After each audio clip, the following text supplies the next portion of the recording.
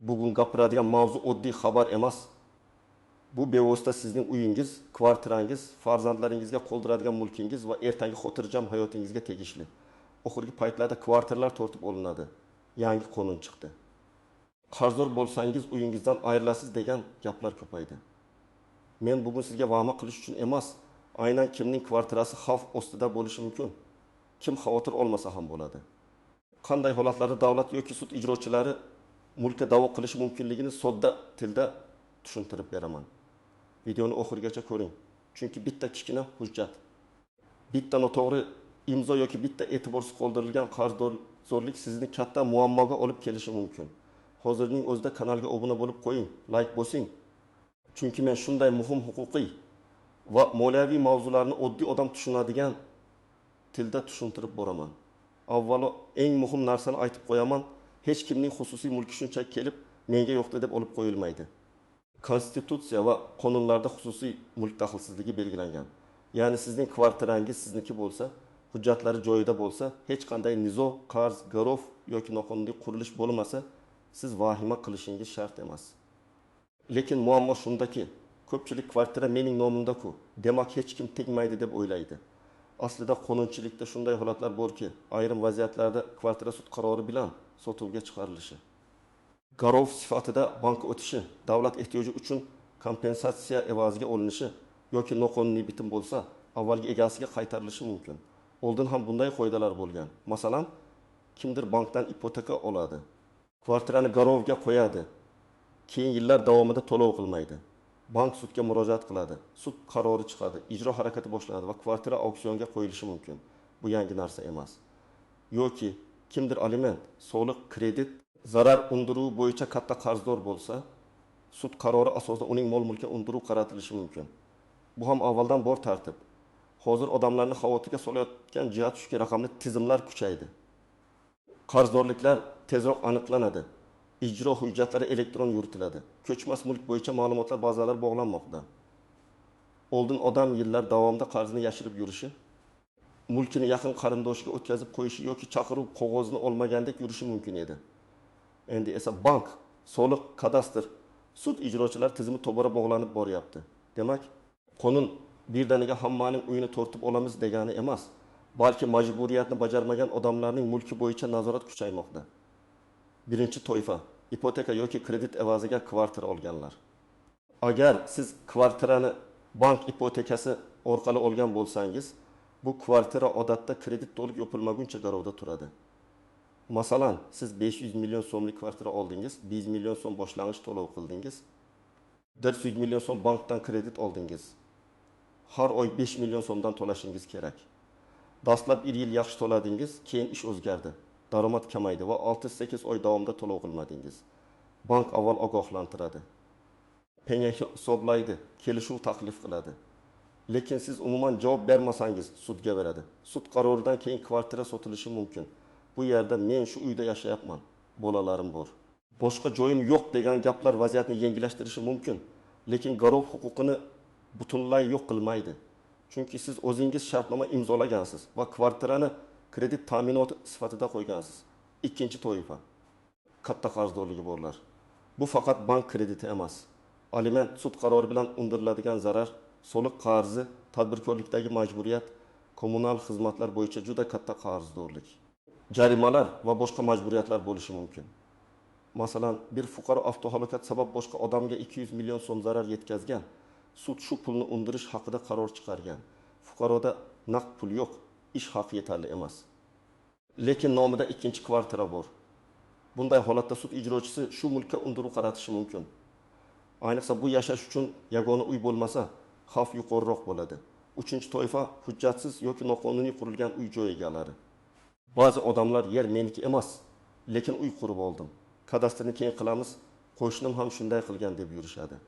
Mana shu eng xavfli holatlardan biri. Agar yer ajratish qarori bo'lmasa, kadastr hujjati bo'lmasa, qurilish ruxsatnomasi bo'lmasa, bunday uy qonuniy mulk sifatida himoya qilinmasligi mumkin. Masalan, odam 1 million so'm sarflab bo'sh yerga uy qurdi. Keyin u yer davlat zaxirasi yoki yo'l, elektr tarmog'i, kanal, ijtimoiy obyekt hududi bo'lib chiqdi. Bunday holatda men pul sarflaganman deyish yetarli bo'lmaydi. Eng katta xato shuki, odamlar avval quradi, keyin hujjatlashtirishga yuguradi. To'g'ri yo'l esa avval hujjat, keyin qurilish. 4-toifa. Kvartirani sotib olgan, lekin bitimda yashirin muammolar bo'lgan odamlar. Masalan, siz bozordan arzonroq kvartira topdingiz. Narxi odatda 700 million so'm bo'ladigan joyda sizga 5-6 million so'mga taklif qilishdi. Sotuvchi shoshilinch pul kerakligini aytdi. Siz ham xursand bo'lib oldingiz. Keyin ma'lum bo'ldiki, kvartira bo'yicha meros nizosi bor ekan. Sotuvchining turmush o'rtog'i rozilik bermagan ekan yoki oldi-sotdi paytida boshqa merosxo'rning huquqi buzilgan ekan. Bunday ish sudga chiqsa, bitim haqiqiy emas deb topilishi mumkin. Siz pulingizni sotuvchidan qaytarib olishingiz kerak bo'ladi. Lekin sotuvchi pulni sarflab yuborgan bo'lsa, amalda juda qiynalasiz. Shuning uchun arzon kvartira doim ham omad emas. Ba'zan bu yashirin xavf bo'ladi. 5-toifa. Soxta hadya, soxta oldi-sotdi va qarzdan qochish uchun mulkni ko'chirganlar. Ba'zi odamlar sud menga qarshi qaror chiqmasdan oldin kvartirani ukamga o'tkazib qo'yaman, keyin hech kim ola olmaydi deb o'ylaydi. Lekin qonunda bunday holatlar ham ko'riladi. Agar bitim aslida qarzdan qochish, kreditorlarni aldash, aliment yoki zarar to'lovidan qochish maqsadida tuzilgan bo'lsa, sud bunday bitimni haqiqiy emas deb topishi mumkin. Masalan, odam 300 million so'm qarzdor, lekin nomdagi kvartirani onasiga hadya qilib yuborgan. O'zi esa o'sha uyda yashashda davom etadi. Hech narsa o'zgarmaydi. Kreditor sudga murojaat qilib, bu bitimni soxta deb isbotlasa, mulk yana qarzdor nomiga qaytarilishi va undiruvga qaratilishi mumkin. Agar kvartira sizning nomingizda qonuniy rasmiylashtirilgan bo'lsa, kadastr hujjatlari joyida bo'lsa, kvartira garovda bo'lmasa, sud nizosi bo'lmasa, katta qarzdorlik bo'lmasa, oldi-sotdi notarial tartibda to'g'ri amalga oshirilgan bo'lsa, siz oddiy xabarlar sabab vahima qilishingiz shart emas. Hech kim kelib qonuniy mulkingizni asossiz tortib olmaydi. Lekin bu beparvo bo'lish kerak degani emas. Har bir mulkdor kamida bir marta o'z kvartirasining kadastr ma'lumotlarini garovda yoki taxtda emasligini, kommunal qarzlarni va sud ijro hujjatlari bor yo'qligini tekshirtirib qo'yish kerak. Endi eng muhim nozik jihatlarga o'tamiz. Chunki muammolarning ko'pi aynan odamlar bilmagan joydan chiqadi. Birinchi nozik jihat yagona uy masalasi. Ko'pchilik agar bu mening yagona uyim bo'lsa, hech kim sota olmaydi deb o'ylaydi. Bu fikr ayrim holatlarda to'g'ri bo'lishi mumkin, lekin har doim emas. Agar uy kredit yoki ipoteka bo'yicha garovga qo'yilgan bo'lsa, u yagona uy bo'lsa ham garov ta'minoti sifatida sotuvga chiqarilishi ehtimoli bor. Chunki bank aynan shu mulkka qarab pul bergan.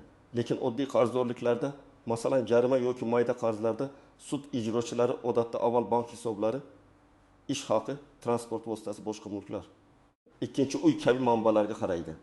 Shu sababli har bir holat alohida baholanadi. Ikkinchi nozik jihat ro'yxatda turish mulkdorlik degani emas. Ba'zi odamlar men shu kvartirada propiskadaman, demak mening ulushim bor deb o'ylaydi. Yo'q. Ro'yxatdan o'tganlik yashash huquqi bilan bog'liq bo'lishi mumkin, lekin mulkdorlik kadastr va huquqni belgilovchi hujjatlar bilan aniqlanadi. Masalan, kvartira otaning nomida, o'g'il, kelin va nabiralar shu yerda ro'yxatda turadi. Ota kvartirani sotmoqchi bo'lsa, vaziyat murakkablashishi mumkin. Lekin ro'yxatda turish avtomatik tarzda ulush bermaydi.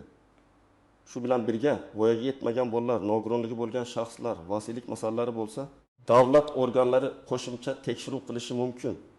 3-nozik jihat er-xotin roziligi. Nikoh davomida olingan kvartira ko'p hollarda umumiy mulk hisoblanadi. Hatto hujjatda faqat er yoki faqat xotin nomi yozilgan bo'lsa ham. Masalan, er nikoh paytida kvartira oldi va o'z nomiga rasmiylashtirdi. Keyin xotin roziligisiz sotib yubordi. Bu holatda xotin sudga murojaat qilib bitimni nizolashi mumkin. Shu sababli sotib oluvchi odam notariusdan hamma roziliklar borligini tekshirishi shart. Aks holda siz men halol sotib oldim desangiz ham yillar o'tib sudga qatnashingizga to'g'ri kelishi mumkin. 4-nozik jihat meros masalasi. Meros bo'yicha kvartira olayotganda juda ehtiyot bo'lish kerak. Masalan, ona vafot etdi. Bir o'g'il kvartirani o'z nomiga rasmiylashtirdi va sotdi. Keyin boshqa farzand yoki chet elda yurgan merosxo'r paydo bo'ldi va men merosdan bexabar edim deb sudga murojaat qildi. Agar uning huquqi buzilgani isbotlansa, bitim bo'yicha muammo chiqishi mumkin.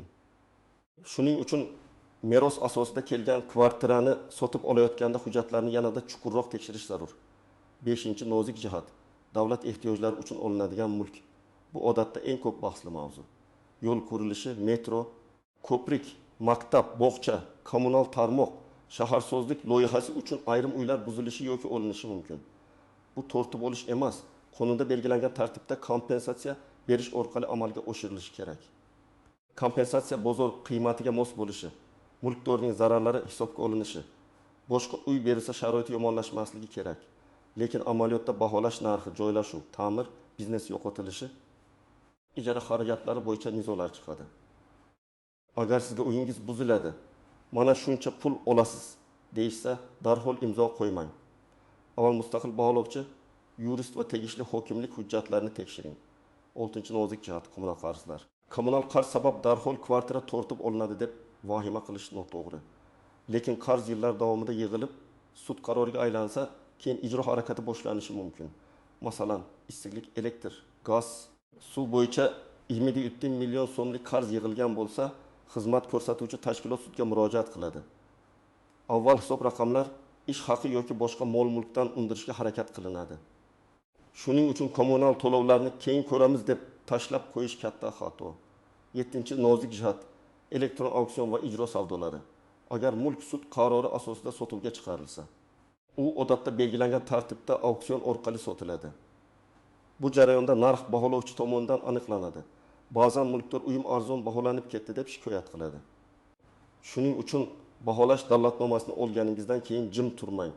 Agar narx bozor qiymatidan ancha past bo'lsa, e'tiroz yozing, qayta baholash so'rang, sud ijrochisiga ariza bering, kerak bo'lsa sudga murojaat qiling. Birinchi qadam, kvartirangiz hujjatlarini tekshiring. Sizda oldi-sotdi shartnomasi, hadya shartnomasi, meros guvohnomasi yoki boshqa huquqni belgilovchi hujjat bo'lishi kerak. Kadastr hujjati. Mulk huquqi ro'yxatdan o'tganligi haqidagi ma'lumot, uy-joyning aniq manzili, maydoni egasi to'g'ri ko'rsatilganini tekshiring. Agar eski hujjatlar bo'lsa, yagona interaktiv davlat xizmatlari portali yoki kadastr organlari orqali ma'lumotlarni yangilab ko'ring. Ikkinchi qadam, kvartira garovda yoki taqiqda emasligini aniqlang. Agar siz yangi kvartira sotib olayotgan bo'lsangiz, notariusdan taqiq bormi, garov bormi, sud nizosi bormi deb alohida so'rang. Faqat sotuvchining gapiga ishonmang. Hamma narsa joyida degan gap hujjat o'rnini bosmaydi. Agar kvartira bank garovida bo'lsa, bank roziligisiz uni sotib olish juda xavfli. Uchinchi qadam, qarzdorliklaringizni tartibga soling. Kredit, aliment, soliq, jarima, kommunal to'lovlar bo'yicha qarzingiz bo'lsa, uni yashirmang. Bankka borib restrukturizatsiya so'rang. To'lov jadvalini o'zgartirish bo'yicha ariza yozing. Kechiktirish imkoniyatini so'rang. Banklar ko'p hollarda qarzdor bilan kelishishga tayyor bo'ladi, chunki ular ham darhol sudlashishni xohlamaydi. Eng yomon yo'l bu telefonni ko'tarmaslik, xatlarni olmaslik, uyda yo'qdek yurish. Bunday qilsangiz, ishsizsiz ham sudda ko'rilishi, keyin ijro bosqichiga o'tishi mumkin. 4-qadam, agar sud ijrochidan xat kelsa, darhol harakat qiling. Ijro hujjati kelgan bo'lsa, unda qaysi sud qarori, qancha summa, qaysi kreditor, qancha muddat berilgani yoziladi. Siz sud ijrochisiga borib ish materiallari bilan tanishishga haqlisiz. To'lovni bo'lib to'lash haqida ariza berishingiz mumkin. Agar qaror bilan rozi bo'lmasangiz, belgilangan muddatlarda shikoyat qilishingiz kerak. Muddatni o'tkazib yuborsangiz, keyin bilmagan edim deyish qiyin bo'ladi. 5-qadam, davlat ehtiyoji uchun uy olinayotgan bo'lsa, hujjatsiz imzo qo'ymang. Sizdan rozilik xati, kelishuv, kompensatsiya olish haqida hujjat so'rashlari mumkin. Avval qarorni ko'ring. Qaysi organ qaror chiqargan? Loyiha nimaga asoslangan? Baholash kim tomonidan qilingan? Sizga taklif qilinayotgan pul yoki uy bozor sharoitiga mosmi? Mustaqil baholovchi chaqiring. Masalan, sizning kvartirangiz markazda 3 xonali, yaxshi ta'mirli. Bozor narxi 9 million so'm bo'lsa, sizga 6 million so'm taklif qilishsa, bu bo'yicha e'tiroz qilishga haqlisiz. Ta'mir, ko'chish xarajati, vaqtincha ijara biznesingiz bo'lsa, daromad yo'qotilishi ham hisobga olinishi mumkin. 6-qadam. Kvartira sotib olayotganda tekshiruv ro'yxatini tuzing. Sotuvchining pasporti, mulk hujjati, kadastr, nikoh holati, turmush o'rtog'i roziligi, meros hujjatlari, ro'yxatda turgan shaxslar, kommunal qarzlar, garov va taqiq bor yo'qligi, sud nizolari tekshirilishi kerak. Agar sotuvchi tezroq bo'ling, bugun pul bermasangiz boshqaga sotaman desa, 2 barobar ehtiyot bo'ling.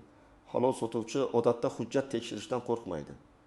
7-qadam, oilaviy kelishuvlarni yozma qiling. Ko'p nizolar qarindoshlar orasida chiqadi.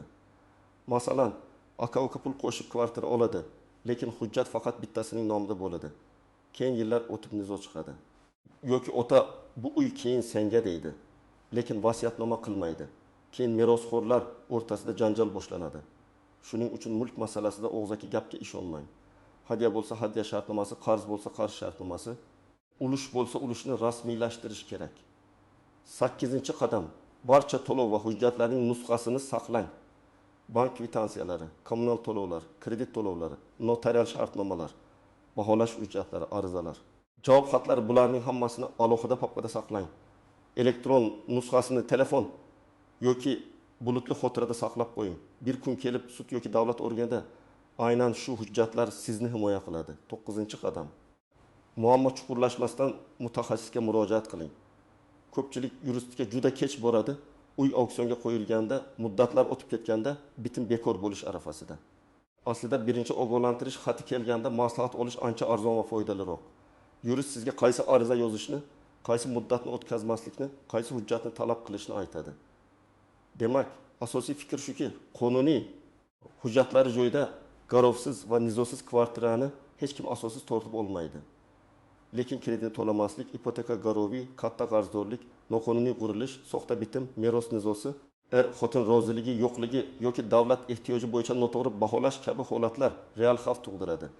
Men sizga vahma emas, xushyo'llik kerak deb aytaman. Bugun hujjatlaringizni tekshirsangiz, qarzlaringizni tartibga solsangiz, shartnomalarni o'qib imzolasangiz va muammo chiqqanda vaqtida harakat qilsangiz, ertaga uyingizni himoya qilish ancha oson bo'ladi. Sizning fikringiz qanday? Kvartiralarni olib qo'yish, ipoteka qarzlari, buzilish va kompensatsiya masalalarida siz yoki tanishlaringiz duch kelgan holatlar bormi? Izohlarda yozib qoldiring. Men eng muhim savollarga alohida javob berishga harakat qilaman. Video foydali bo'lgan bo'lsa, albatta like bosing, yaqinlaringizga yuboring va kanalga obuna bo'ling. Chunki bunday ma'lumotni bilgan odam o'z mulkini, pulini va oilasining xotirjamligini yaxshiroq himoya qiladi.